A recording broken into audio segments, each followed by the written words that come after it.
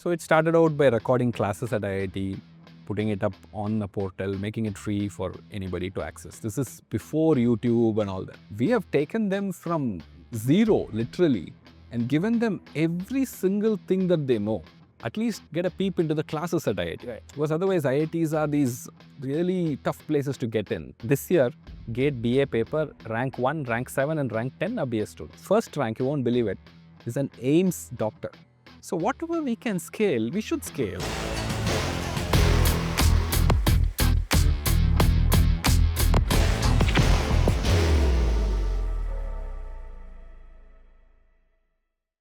Hi, my name is Amrit. We've heard that IIT Madras is the best place to build. So we've come down to the Sudhan Shankar Innovation Hub. We want to meet some people. These are builders. We want to talk to them about their work and also ask them what makes IIT Madras the best place to build.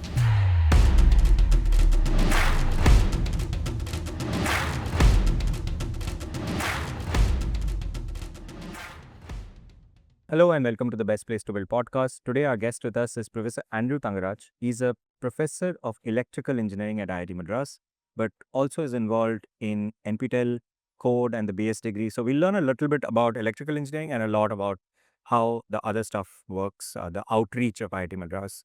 Professor, welcome to the podcast. Thank you. Happy to be here. Professor, let's start with what are your research areas? What do you teach? What are the courses where students interact with you? Yeah, so my research area is in the broad field of information theory. So sort of theoretical, mathematical oriented, probability, statistics. So what I teach these days is primarily that. I teach probability class, which is quite popular with the students. I teach an information theory class, which is popular with the students as well. And I'm going to teach a statistics class as well. So those kind of topics I teach. Professor, I don't know much about it, but I've read that information theory or Shannon's information theory is like a very magical moment in this field. Yeah. Can you tell us a little bit about that? So when it started, it was really magic because I think people didn't really think of information as a quantity. Right? I think you always think of it as some abstract entity. So Shannon's work, I think, first quantified information. How much information is there when somebody talks, when somebody sings, when somebody is shooting a movie, etc., etc. And then not only that, he came up with algorithms, or actually, I shouldn't say he came up with algorithms. He came up with analysis of these algorithms to say how best you can store information, how best you can process information, how best you can communicate information. These kind of fundamental limits on how best you can do these things is what Shannon did very, very early on. And today, after so many years of decades of work, today you can say a lot of algorithms that are currently in existence in your phone, in your cameras, in your recording devices are pretty close to the best that Shannon had predicted. So that way it is theory, it's mathematics, and it's engineering, all of it coming together wonderfully. Very interesting. What I remember from my own engineering days, which was 20 years back, is that before Shannon, people assume that if there's a recording, for example, the entire thing has to be recorded. And after Shannon, people realize that you don't need to record the whole thing, you need to record. I don't know what that means, but can you No, I think tell me if the I'm right way, or wrong? yeah, maybe, so what you're talking about is how much you have to store. You record something, do you store everything you recorded? Or do you store a smaller sized version of it from which you can recover everything? So that is called source coding generally in the Shannon literature. And that is something that he thought about and he created. So for instance, in English, when we speak, there is a lot of repetition, right? So a lot of things we repeat, a lot of things we say. And sometimes when I speak 4 words, you automatically know what the 5th word is. So things like that, you don't have to store again. If you know it is English, you can come back and recover those things. So that's source coding. Another interesting thing is what's called channel coding, where you communicate information. So when you send a bit, it may get flipped, right? You may send a 0, the receiver may think it's a 1. So that happens a lot in communication when you send from your mobile phone to the tower. Now, in spite of that, how do you communicate? How do you make sure that your 0 remains a 0, your 1 remains a 1? So that's called channel coding. That's also something that Shannon did. So he came up with fundamental limits. So when I say fundamental limits, you might wonder what that is, right? So a lot of us, you can see around us, people are building things. You can build something and make it work once. So that's good. And that's very tough engineering skill. It's hard to master. But then how do you know that somebody else won't build something better than you, right? So somebody else may come in and build something better and beat you, right? On the other hand, if you are close to the fundamental limit of how best somebody can build, then not only you know that you've built it, you also know that you've built it in a way that it is the best possible thing that you can do. Right. And nobody else can beat you. So that, I think, is the sense you have to get from information theory. Information theory in the information context tells you fundamental limits of how best something can be built. Nice. So this is the courses you take. These are your research areas. And I understand that actually from a broader lens in electrical engineering, if a student joins BTech in elect, what does he actually learn? What are the interesting courses? What are the specializations? So I have a take on electrical engineering. I think all of electrical engineering is the sine wave. Okay, so it's not my take on it. A lot of other professors, I'm sure, will say the same thing. I think there is in art, I think a capability to draw a circle or a line or a stroke is very interesting. I think for an electrical engineer, understanding and controlling sine waves is very interesting. So so that also tells you something about what it is, right? So the sine wave you can study mathematically as an equation, all the trigonometry of the world, and then you can also do calculus around it. A lot of mathematics is behind it. But also what's interesting about the sine wave is it gets generated by physical processes. Like, you can think of so many vibration things that happen. It happens with the sine wave. Open and close a door, it sort of happens in the sine wave. So a lot of sine waves happen in physical systems because differential equations and all of that, those kind of things. So in one way to view electrical engineering is it models the physics of electromagnetics, radiation, and all of those things, but in the context of being able to control it and build devices from it. So you need the mathematics and you need the physics. Together, you control potential and current in different places and then build circuits and get things to react to you the way you want them to. So any electrical device that you see around you is like that. You control potential and voltage, potential and current, that's all you control. And you can control it very smartly by building these circuits and then get things to react to you. So everything is like that. Generators are like that, motors are like that, transformers are like that, small mobile phones are like that. Except the kind of voltage you deal with may be very high or very low or something like that. But nevertheless, it's fundamentally it's about controlling potential and current in circuits. Very interesting. And I love that you took those examples because then I can segue into this. The issue that happens when people talk of electrical engineering is that they sometimes think of electrical as power systems, generators, and some other people think of it as circuits and PCBs and the question that we get asked often is what is different between electrical engineering and EEE and ECE and triple E and what IITM offers is double E, which is so confusing now. So can you give me an understanding of, is there any, like, okay, I'll leave it to you. Yeah. So I think we used to have two different branches before. We used to have double E and EC before. And then eventually somebody saw the unification of the sine wave somewhere and then said it should all be the same. So today, I think if you look at other IITs, except I think for a few, I think maybe Kharagpur offers still ECE and triple E, but pretty much all IITs now do only electrical engineering. And NITs, I think maybe still have that difference. So in a basic way, if you want to think about it, it's about the voltage levels and the current levels in your circuits. If your voltage levels and current levels are very high, like 220 volts and a few amperes here, there's that kind of current and that kind of voltage you're dealing with, then you're in the high power territory. So what you do there is dramatically different from the low voltage, low power territory. Like your phones, for instance, the kind of voltages and currents they deal with, maybe currents are slightly high, but the voltages they deal with are very, very low, right? So, few volts maybe here, there. So what you can do in these two regimes end up being dramatically different. The size of the device itself has to be slightly bigger when the voltages go up. The size of the device can be smaller in this sense. So miniaturization, all of these things come in. So it looks dramatically different, but the basic theory is sort of the same. At a undergrad level, maybe it can be the same course, and then as you specialize further. So what are the kind of specializations that undergrads end up taking from the department here? Yeah, so it's 3 or 4. In fact, in our department, in IITM, we have 7 different specializations, but I think 7 is a bit too much. Maybe some 3, 4 are good. One is communications and signal processing. So that's sort of my area, where you're worried more about information, how to communicate information, how to store information, how to manipulate information. So information sort of unifies communication, signal processing together. And then you have microelectronics, where we call it microelectronics. I guess larger thing would be devices, building these diodes and transistors, and as they get smaller and smaller, how do you pack them up, etc. So that kind of technology is very, very interesting.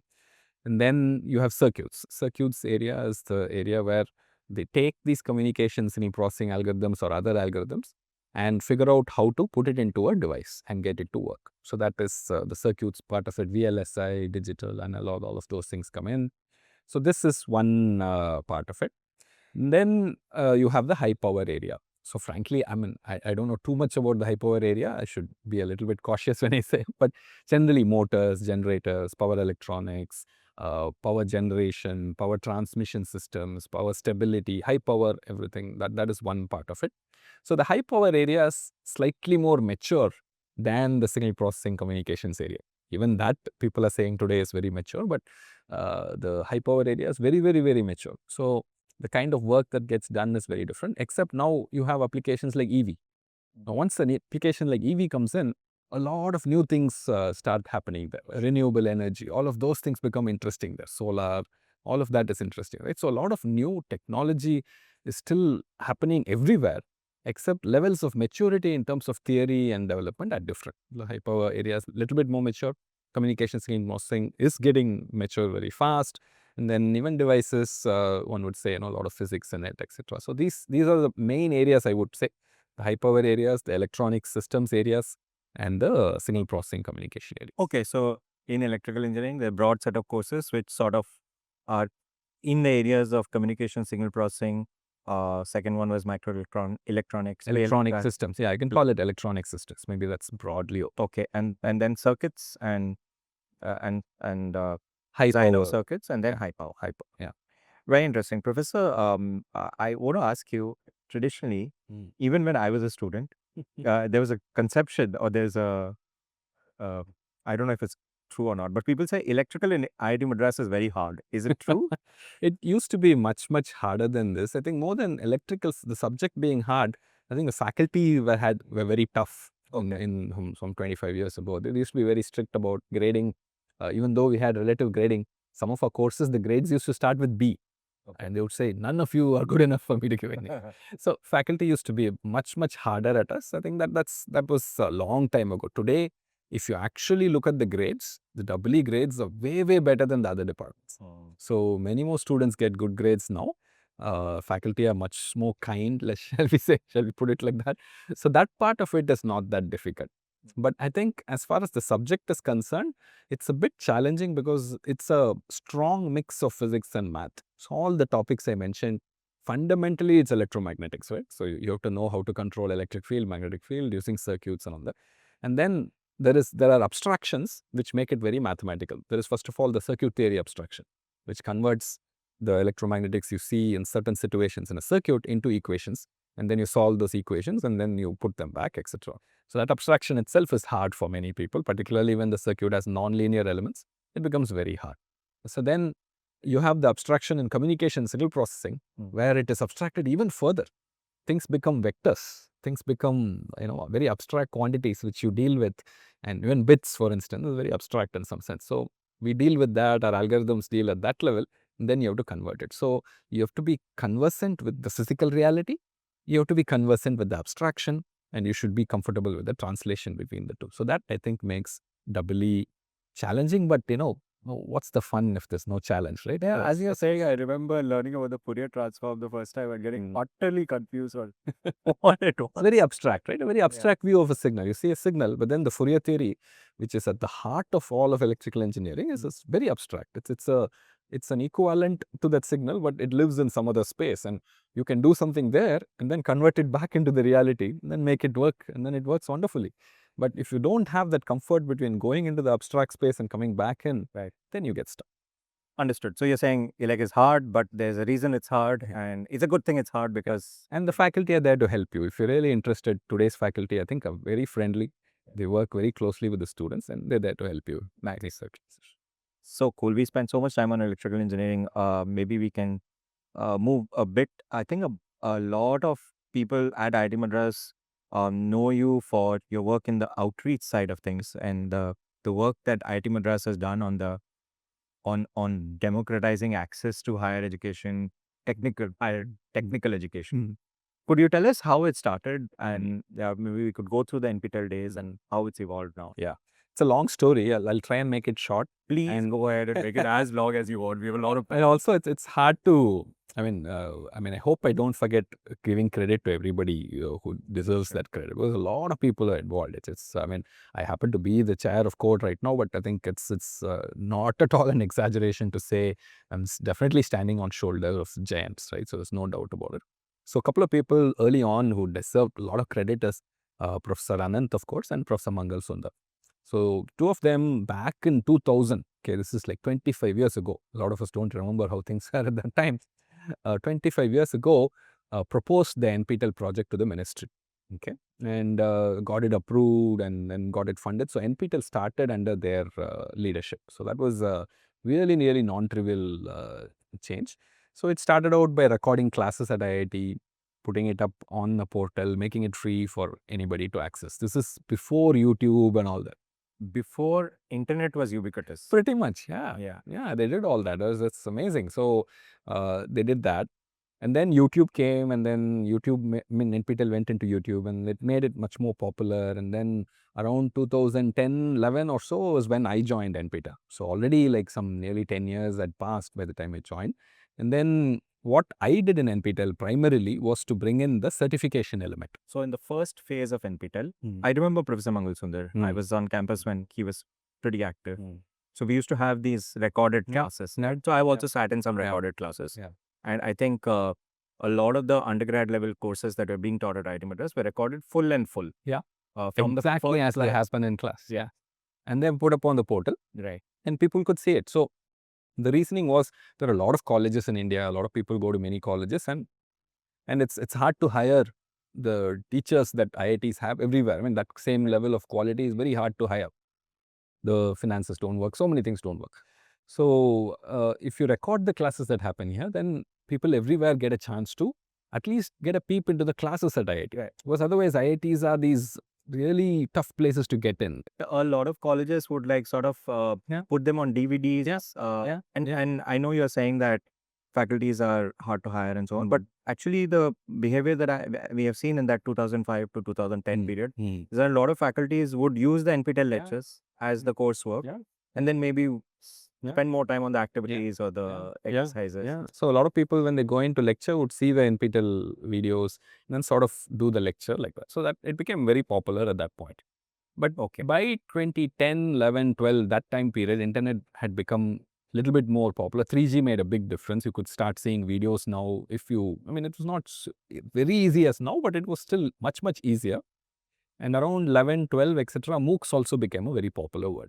And I want to stress this. So NPTEL started doing the lecture recording and spreading it out before a good 1 decade before MOOCs became. Oh, no doubt about it. It is so popular even there. Now, when MOOCs became popular, of course, there was a big buzz around it, hype around it, saying, everything will become a MOOC. MOOC is the only thing that's out there, etc., etc. And so it is good to get caught up in the hype and do something about it. But I think we also wanted to do some sort of certification around NPTEL. So this came also independent of the MOOCs itself. A lot of people came and started asking us, I've seen all your lectures that you've put up, and I think I have a command over the subject. Can you give me something to show that I have done this? Can you give me a certificate? Can you do some certification around it? So at that time, we were thinking about how best to do it. How do you do this? How do you do a certification based on online content? And I think the MOOCs guys were doing it purely online. They were doing the exams online. And somehow we thought that wouldn't get traction. That wouldn't be something that would become mainstream. People may not like it, at least in a country as vast as India, with so many people who really need such certification. We wanted to create something which has a chance of building up a reputation, right? So for that, we said it has to be followed by a proctored exam, and you should do certification only after a proctored exam, not just based on an online exam. So that also, I think, for the Indian context, it was an important step to do. So you're using a technical word. What is proctored exam? Oh, proctor is basically you go to a center, sit down, Okay. and somebody is invigilating. You write an exam under controlled circumstances. Okay. Not in your own house with Right. no So the supervision. chances of somebody trying to cheat the system is Yeah. So I think if you want to mainstream things, that has to happen, because all college exams pretty much are proctored, right? Yeah. And you don't let people do whatever they please. So we devised a system. This is again an NPTEL effort. It was a pan IIT effort. I was involved in it from day one, and we put together a system where we would take these NPTEL lectures, teach them like a MOOC for about 8 weeks, 12 weeks, like that, and then at the end of it, we would conduct an exam. This exam would be like the JEE exam or GATE exam or something. People would go to a center, write the exam, and if they do well in it, they get a certificate in that course. So this is something that we started, and we started in a small way in 2014. We picked a very popular course, Programming Data Structures Algorithms, which everybody needs, and we put it out there. That's the first course we ran. Some 1 lakh people signed up, enrolled, and about some 3,000 or so wrote the exam. So you can see the fall, right? People sign up for the buzz, and then they realize, okay, no, I can handle this, I cannot handle this, etc. So, and then some, I think if I'm not wrong, 1,000 odd got certificates. Okay. So that started in 2014, and slowly I think this idea of a course followed by a proctored exam, followed by a certification, had some inherent value in it, and it started becoming popular. So colleges started adopting, faculty in IIT started believing in it, and it started picking up steam slowly, and it started increasing and increasing and increasing. Today, after like nearly 10 years of running it, 10, 11 years of running it, every semester last semester we ran some 800 courses, okay, 800 odd courses in the same format. Some 30 lakh people enrolled in these courses. Some 9.8 lakh registered to write the exam. You can see the consumption, right? And out of that 9.8 lakhs, yeah, nearly 1 million kids in just one semester, right? We have overtaken GATE now very easily. So, inherently people saw value in it. Government saw value in it. They created the SWAYAM program and portal around such certification. And we now run SWAYAM. I mean, IITM Code Office runs the SWAYAM portal of the ministry. So this program expanded, and a lot of colleges today do these courses for credit transfer. So okay. Hold on. You introduced SWAYAM.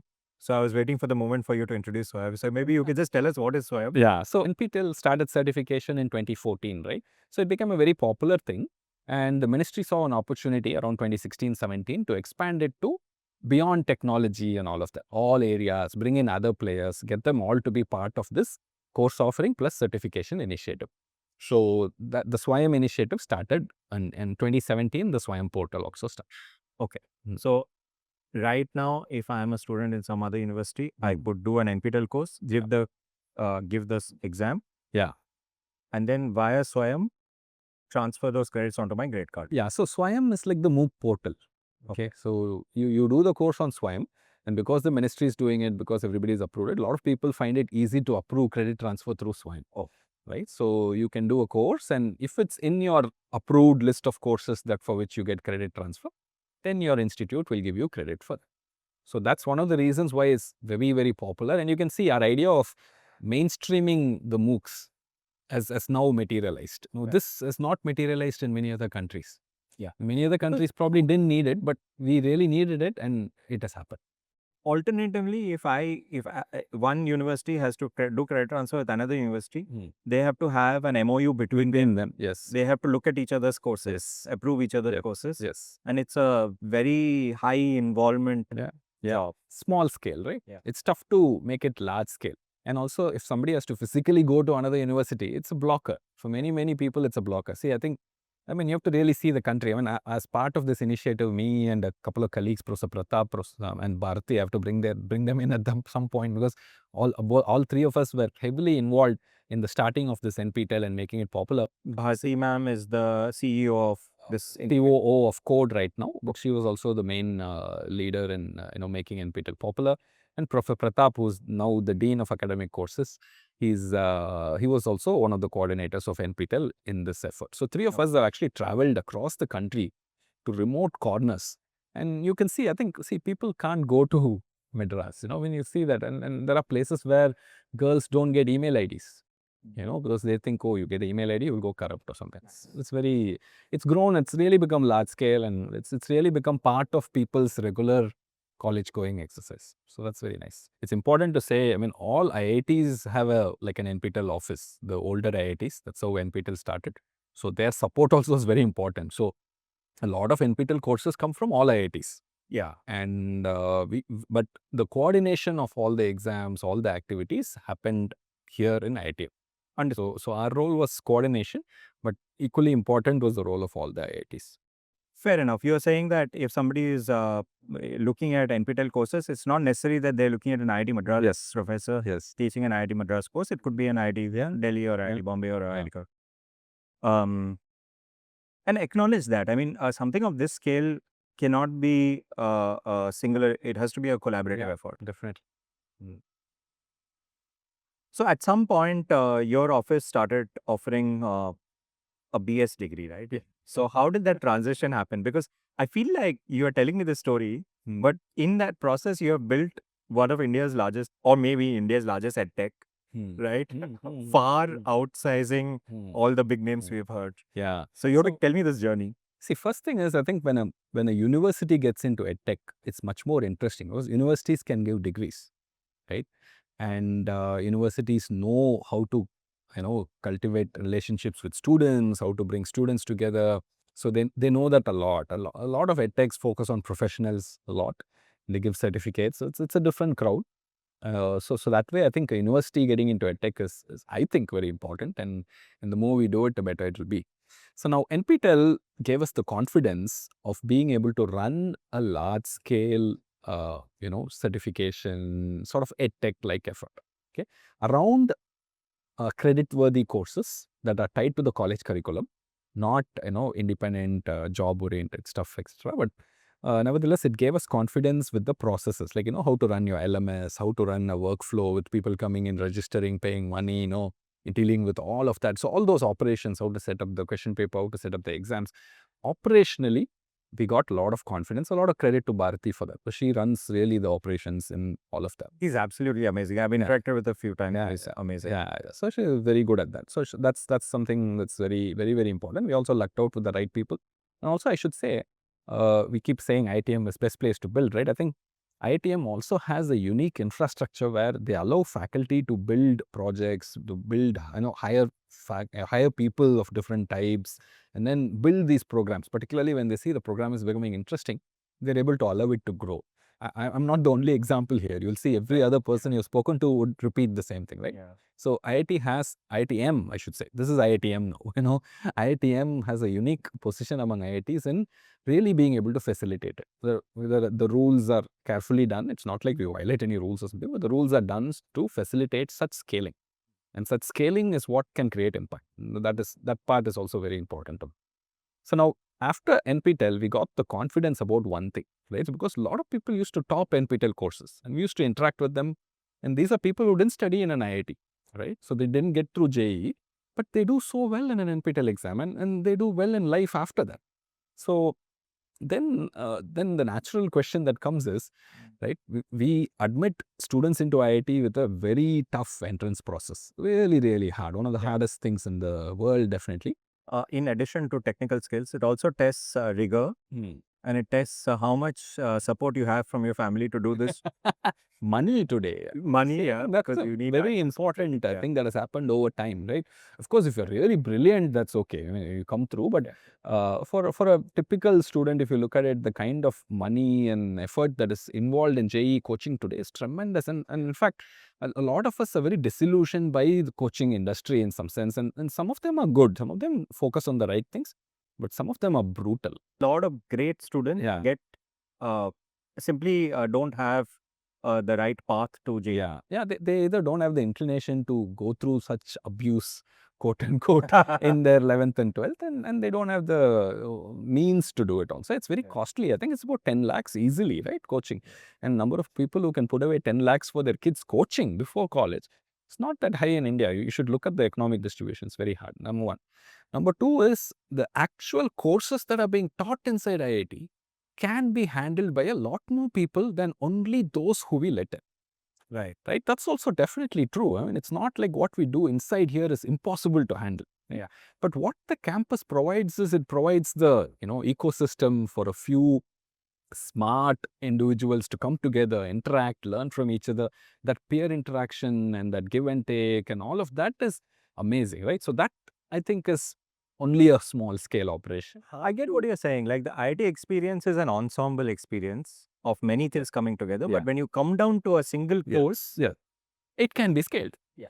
The teaching, learning that happens in one course and the curriculum itself possibly can be scaled. But the dramatic change in the mindset and the growth of an individual in 4 years of close-knit life together, that I think is tough to scale. I mean, I don't know if anybody can figure out how to scale it. Maybe we can scale that, maybe we can't scale that, but at least NPTEL gave us the confidence that we can scale this part. Okay. So whatever we can scale, we should scale, I think, right? So I think it gives value to the economy, value to the country, makes it accessible for so many people. You're not so much of an ivory tower, at least, right? Yeah, I just want to underscore that what can be scaled should be scaled. Yeah. Is a very important attitude to have. Yeah. Because when 20 years back, 30 years back, in the IT system, there was these words used, we are an island of excellence. Yeah. And there was almost a sense that we are excluding. Yeah. More than And you would have met, I have met people who never ever went into an IIT and are amazing. Yeah, exactly. Right? Yeah. Excellent in every possible way. They're no worse off than any of the best students at senior. So it's possible to cultivate this other stuff, but it's tough to scale that. Maybe they have other ways of cultivating it. I don't know. Maybe I will try my best to get there, but I may not get there. But at least the curriculum part, what we teach here, because I think, see, it's also important to note that how college works in India, right? See, IITs get 33% of the ministry's higher education budget. Okay. And IITs account for less than 0.2% of the UG enrollment. Pretty much no student. And so government spends a lot of effort on making the small group be ultra great, okay, which is good. I don't want to say anything no to that. But what happens in that bargain is there is a large group of people. If you take, like, for instance, marks versus rank in JEE Advanced, up to about 5,000, 10,000, you see a dip. After that, it's pretty much flat. And we do sort of some some threshold setting to let some people in, not some people in. And we draw the line at 17,000, 18,000 today. And the ministry has the right to say that if there's so much funding, why can't it be scaled? Yeah, at least the parts that can be scaled. See, if you have to scale the other part, then that's a huge investment, right? You have to build up hostels, build up so much. That may not be possible. But can we not scale the other part is the question. And if you see what happens to the remaining people, right? About 80 lakh get into college every year. A lot of people get into smaller colleges and smaller towns where simply the awareness and knowledge of what to study, how to study is simply not there. And the bright kid who ends up there doesn't get an opportunity to at least learn. He won't learn about Shannon's beautiful information theory, for instance, right? Or fast Fourier transform. Yeah, which are good to learn, I think. So with the confidence of NPTEL, we felt like we can get into a degree. Okay, so we thought, like most places, we should do a PG degree because PG is safe to do. But then somebody, I should give credit to Professor G. Venkatesh. He's a faculty in the humanities department. So it was one of his thoughts that we should do you should talk to G. Venkatesh. He's a great guy to talk to too. So one of his thoughts was we should do something in the UG space. Because the real impact comes if you do something in the UG space. And he also acknowledged, it's much harder to do anything in the UG space. And IIT, first of all, has a big UG brand, right? So how do you do it? So it's good to do it very, very carefully. And there is credit for Professor Bhaskar Ramurthy, who was the director. So without him also, none of this would have happened. He was really a visionary leader who really saw that such a program is important in the context of the country, in the context of so many other things. So putting all that together, we came up with the idea of doing a BS program. Now, BS program is sort of different from the BTech program. So we get a differentiator on day one, so it's not too complicated.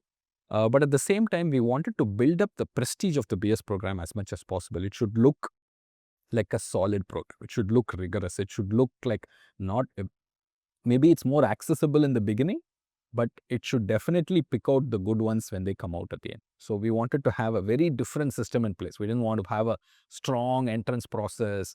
So it is a very carefully designed program. If I start talking about it, it'll take a long time for me to go through all the details. But let me just say that instead of doing the filtering in the beginning and ensuring that only the very best of the best come in, and then pretty much letting them all sail through to the end and get the degree, we have a different model. The model is we admit a larger group of people who we think have a chance of getting through our program. Okay, we don't measure everything down to the bottom very strongly. We only measure, okay, can you pass the kind of courses I teach in my first semester? Can you pass my first exam? Like, how many students would that be? So right now, I mean, the program is very popular. So over the past 4 or 5 years, some 2 lakh people have applied. Okay, so 2 lakh people have applied to the qualifier, as we call it. Qualifier. Yeah. And about 1/4 qualify. Okay. So you can see already there is some filtering, but we don't filter down to like, some ridiculous 0.1% or something, 1/4 qualify. But what happens after qualification? They get into a stage which we call foundation stage. Okay. They don't get into the BS degree directly. They get into this foundation stage. They're in the BS degree, but it's in the foundation stage. And these are 8 courses, math, stats, and programming, because this is a data science course. That's what it is. The BS course offers 2 degrees. 2 degrees now. One is in data science, the other is in electronic systems. So we are now talking about the data science BS course. Yeah, but both have similar structure. Structure is very similar. So they get into a foundation where we build the foundation that is needed for the program. Okay. So in data science, they would learn math, stats, programming. In electronics, they would learn a little bit more math, some circuits, some, things like that. Okay. Foundation is tough, not so tough, but nevertheless, it also filters. It's tougher than the qualifier. Tougher than the qualifiers. They have to do 8 classes, do more rigor, a lot of things. Only about half of those who qualify make it past foundation. At this point, I guess what is happening is that some students will also get to realize how easy or tough the course is. Yeah, it is not for them. Find the fit, right? Yeah. See, right now, one of the flaws in the JEE system is you don't find any fit with the subject you learn. Yeah. Right? You come in, you got a rank, so you're studying metallurgical engineering. And you may have absolutely no connection to metallurgical engineering, but you study it because IIT gives you so many other things. You pick up all of those things, you get the degree and you leave. So this happens now, I think in IIT, at least to 1/3 of the students this happens, right? And I want to just emphasize that happens to CS students. CS students also. They enter CS, they have, I'm sad about it because you got the best package over. Yeah. You have any choice. Yeah. You could go anywhere into anything. Yeah. And because of like sort of a peer pressure thing, you join CS and then you realize. You don't like it, right? Yeah. Then your heart is empty, as people say, and it's not a good feeling to have. So we didn't want to do that, and we've kept the foundation price very low. The cost of the entire foundation is like 30K or something, 30K. Okay. So it's kept very low so that people can try it out.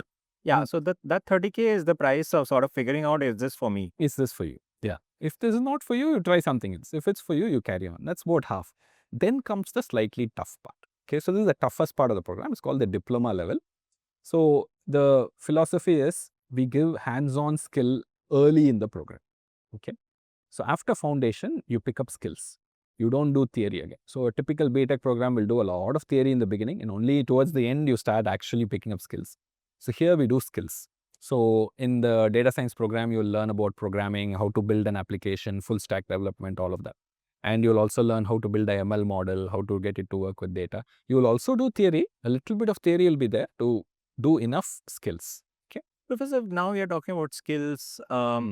This is a sort of a mostly remote program, right? Yeah. Yeah. Does it scale well? Yeah. So the data science part seems to be working quite well. So because most of it is online, right? All the labs, so to speak, are online. And part of the diploma is also 4 projects that they have to do individual. And each person has to do it.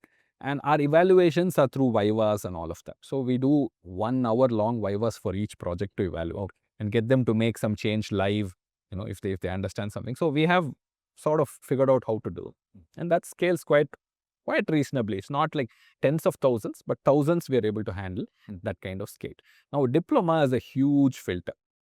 Okay. So out of the people who qualify, if you go back to the qualification and starting, only about 10% or so finish the diploma. So that part ends up being harder for people. From 2 lakh to 2,000. Yeah, it comes down to that kind of number. And I remember at the beginning you had mentioned some numbers. 1 lakh people in the first year gave. No, that is the NPTEL start, right? Correct. Yeah, But there also it was 1 lakh to 1,000. This is also 1% kind of. yeah.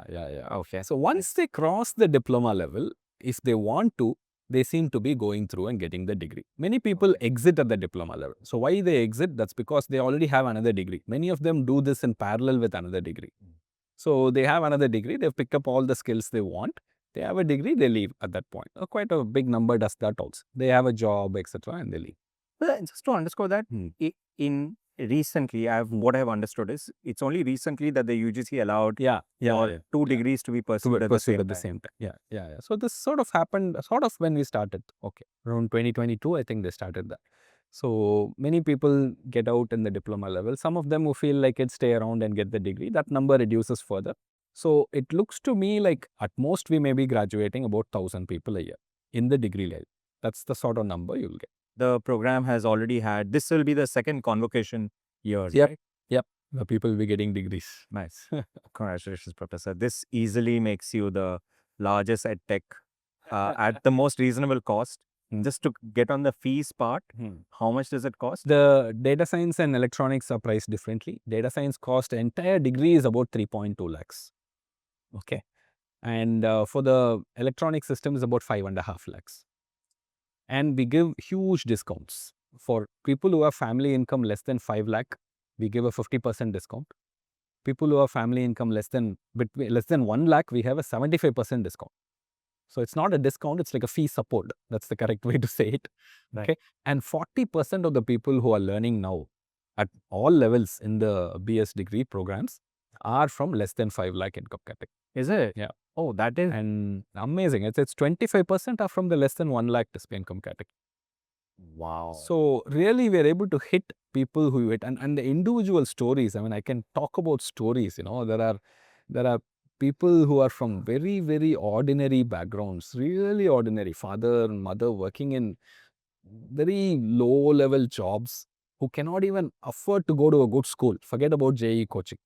And those kind of kids are in the program, have done well, have gotten jobs now, and they have a chance to bring up their family, society, all of that. And that impact is it's one of the most satisfying things, at least, that I've done in my life and career that I can look back upon.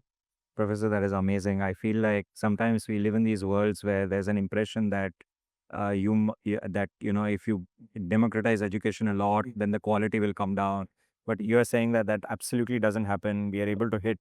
So you have to understand what is quality, right? So how do you define it? You have to be a little bit careful about it, right?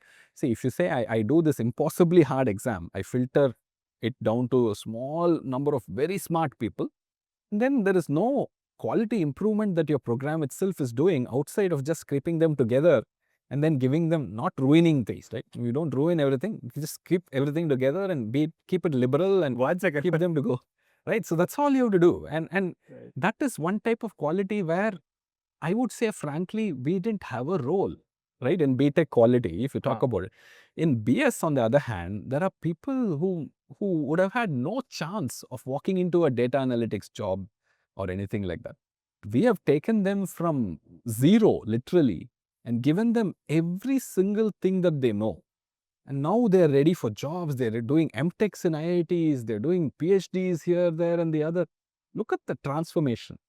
And if you go ask this guy who graduated the BS degree something about some a tough algebra problem or an integration, maybe he doesn't know, right?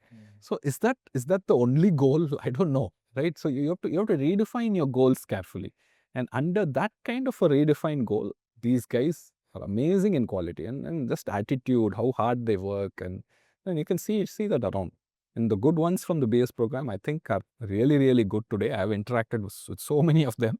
Of course, the BTech students have a different quality to them, right? So they've come from a different background and they have a different type of thing. Maybe they can work on really tough problems of a different caliber, etc. maybe the BS students will work on different types of problems, and all types of problems are there in the industry today. If you go to a company doesn't want to hire all BTechs with all intense problem solving abilities, right? So you also want people who can execute well diligently and also understand the theory enough to make contributions. So I think you have to broaden the outlook of who you're trying to produce. Okay. I'm going to try and attempt and summarize some of the things you said. Yeah. See, I want to know if I got it right. Okay. Yeah. You started by saying that we inherited this IIT system. Yeah.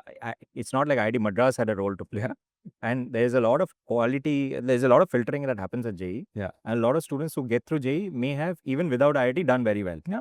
True. Right. So if they had been in a liberal environment where nothing was messed up with them. Right. So if their college experience didn't ruin them, they would have anyway, because there's so hard a filtering that's happening.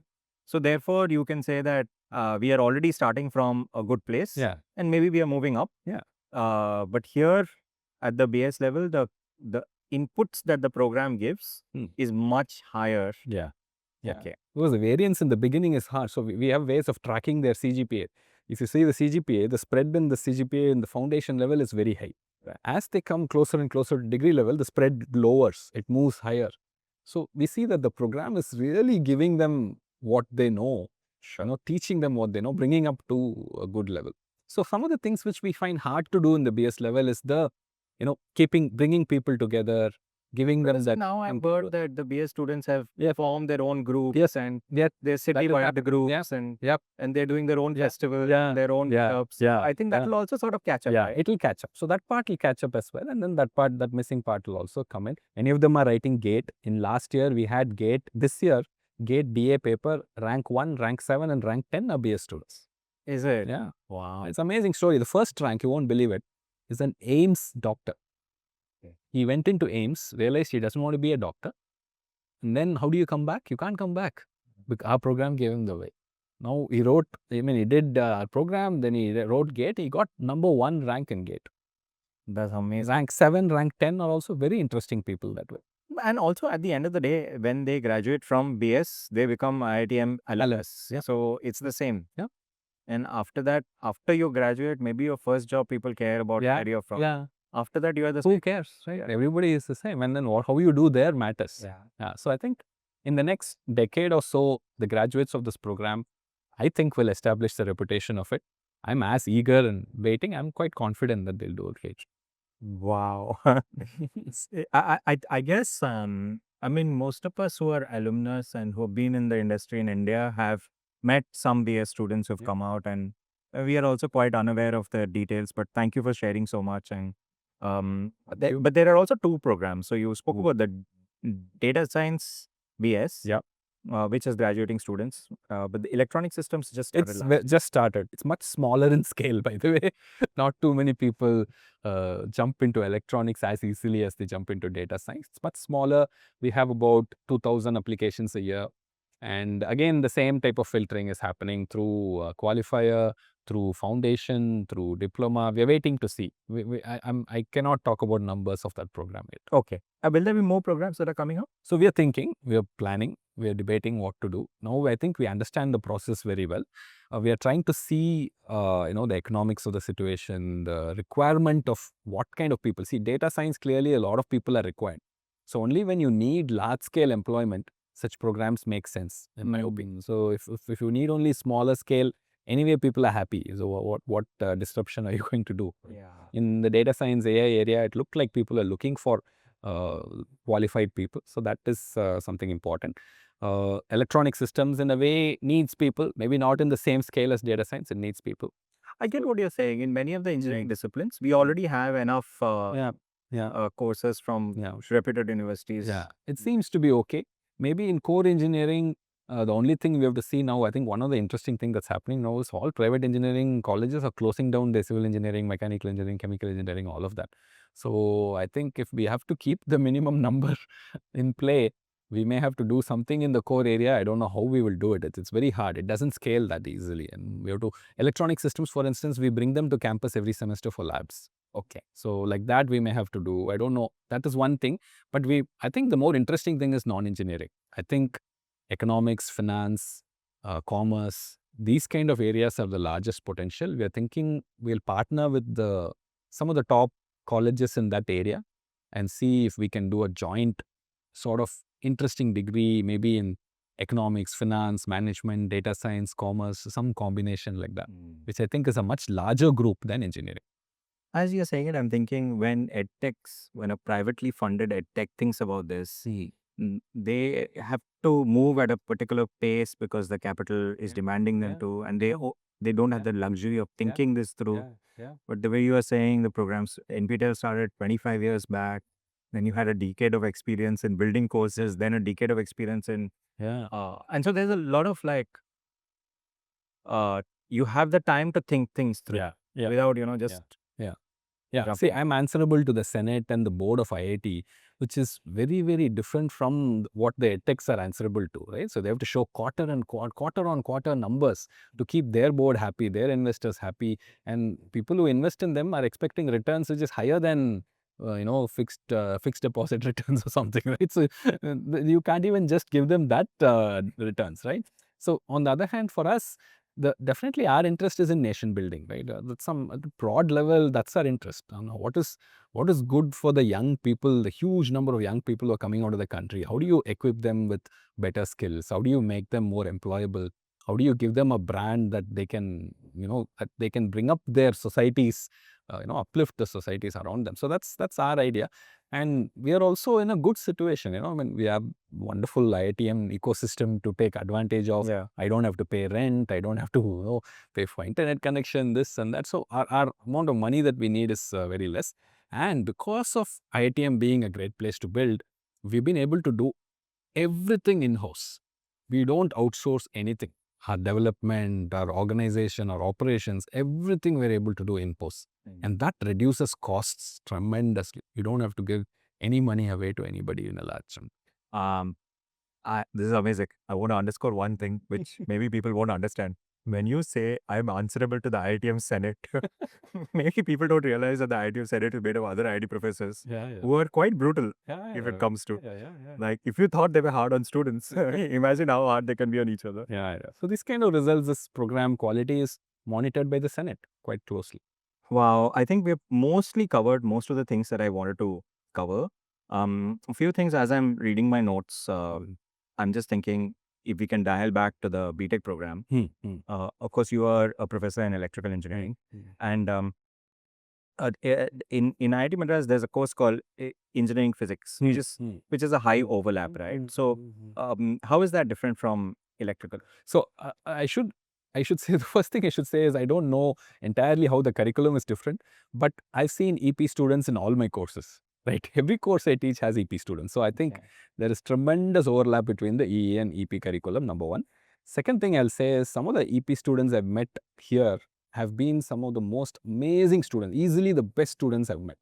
Somehow I think even though their ranks are not as high, they end up being slightly lower in rank, but the EP program, the way it is structured, the way the students are, the way that group is, the way the seniors are, they're all so amazing. They work very hard, they understand things conceptually very well, and then they are not scared of the math. They seem to know the math very well. I think they do slightly more math courses than the W guys, I think. I'm not sure. So I would say between the E and EP program, I mean, I don't know. I would even pick the EP program better than the E program.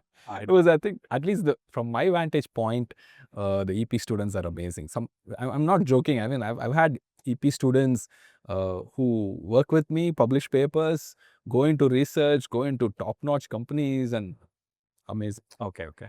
And do students from other departments like mechanical or civil, do they take electives into your course? I think that's harder. It's harder. I think not many of them do. I think the background that is needed in terms of mathematics is covered only in EE and EP.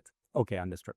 And I guess you're teaching a little more advanced course, so maybe some of the other electrical courses. I do a probability class, which is quite basic, but it is it has a math flavor to it.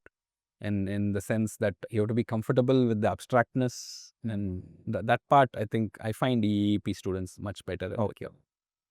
Okay, Professor, this was great. I want to just dial back to the fact that you were a student here, a BTech student from 94 to 98. Do you have a nickname? And actually, interestingly, no nickname. My name was sounding different enough to them. I mean, Andrew is not a common name. Right. So people said, okay, we'll just call you Andrew. And which hostel were you? Alak no. You're in Alak. Okay. So, and how was your experience in IITM? And I asked this question because I think the student experience today is quite different from Yeah. Different in some ways, but maybe not that different. I don't know. I think, I mean, you have to account for the changes in the times. And once you account for that, maybe the experience is okay. But my experience was amazing. I mean, I wouldn't say anything less. I definitely grew into more than half of what I was because of my IIT experience. I think, I mean, I was from a small town, Trichy. My parents didn't go to college. I was one of the first generation college goers. And I mean, my world was very limited in some sense, right? I hadn't met too many people.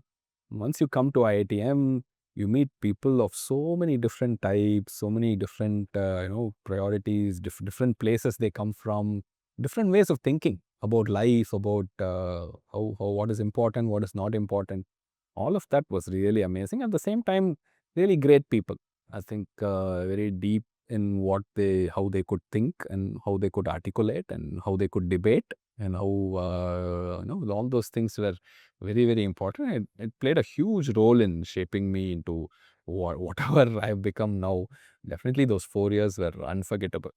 Wow. Okay. So we spoke about electrical engineering, the courses that are taught, a little bit about EP, and we spent a lot of time talking about NPTEL, the outreach programs of IIT Madras, and the BS degrees. A little bit of a gap here. The code Umbrella. umbrella is broader than just the BS. Yes. So what IITM did after when they saw NPTEL, BS and all these things coming together is all of these things were put into the Center for Outreach and Digital Education.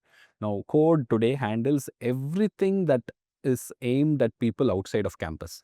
Like if a faculty member wants to organize a conference, they do it through CODE. So everything like that. In fact, CODE now does a lot of executive education. We do an MTech program. It's called the Web MTech program for working professionals mainly. So that's also quite popular. A lot of people do it. I mean, about 1,000 people are there in the program now. It's not as large as the BS program. It's more specialized. It's for people who are working. We do that. A lot of executive education programs, which are aimed at certificate programs, 3 months, 6 months, like that, but aimed at people who are working and just want to, make the knowledge about, let's say, the EV vehicles, electric vehicle space better, or additive manufacturing. They want to learn about that. They want to learn about quantum computing. So basically, they want to learn about deep tech. Most edtechs don't do deep tech, right? Right. So if you want deep tech upgradation in your knowledge, CODE offers those courses. Amazing courses we have. So if you're in a company and you need to sort of upskill in one particular, and it's not just a weekend course, it's a proper, you need a few. We can even do, bespoke content. If company comes in and says, I have engineers of this type. I want them to be trained in this areas. We can put together a group of faculty who will put courses for them. So we have done that. Okay, Professor, this was great. I have one very silly question which we get asked all the time. I have no idea what the answer is. What is the difference between BS and BSc? BSc is like a 3-year degree. BS is the 4-year degree. So very simple answer. But both are Bachelor of Science. Okay. In the degree certificate, it will say Bachelor of Science bracket BSc, Bachelor of Science bracket BS. Okay. So that's the difference. Okay. Oh, so the BS degree students can exit at Diploma, at BSc and BS. Okay, Professor, thank you so much. Thank you. This was great. I know you're very busy and so sorry to occupy your morning. Folks, if you want to learn more about Professor Andrew's work, please visit his website. The CODE programs, the BS programs have their own websites. So please do check them out. Thank you for watching. Save, subscribe, share, do all of those things. Leave some comments. Thank you so much. Like, share, subscribe, save. All yours. Thank you.